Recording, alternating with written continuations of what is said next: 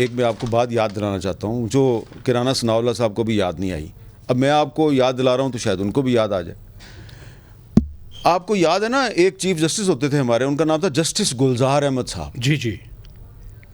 तो जस्टिस गुलजार अहमद साहब ने एक हुक्म सादर किया था कि जस्टिस काजी फायज़ ईसा को ऐसे किसी बेंच में शामिल ना किया जाए जहाँ पे चेयरमैन तहरीक इंसाफ जो हैं वो उनका केस सामने हो। जी हाँ। ठीक है, कल वाले नोट में भी लिखा ये काजी फायज़ ईसा साहब, कल भी उन्होंने कहा। अब मुझे जो है वो बताएं जस्टिस उमर अता बंदयाल साहब, ज़रा मुझे बताएं कि जब गुलजार अहमद साहब ने ये एक हुक्म जारी कर दिया तो उसके बाद आप लोगों ने जस्टिस काजी फायज़ ईसा साहब को किसी भी ऐसे बेंच में शामिल नहीं किया जिसमें कि डायरेक्टली या इनडायरेक्टली चेयरमैन तहरीक इंसाफ जो हैं वो ज़ेर बहस थे या उन पे कोई इल्ज़ाम था या उनकी कोई पिटीशन थी।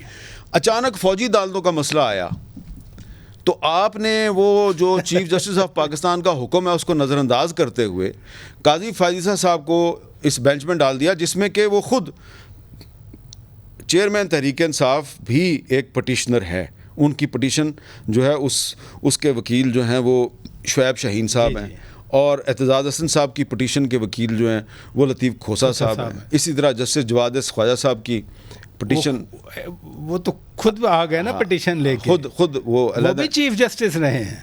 हाँ, थोड़े अरसे के लिए बिल्कुल रहे हैं चीफ जस्टिस, थोड़े अरसे के लिए रहे हैं, बड़े अच्छे चीफ जस्टिस थे वो।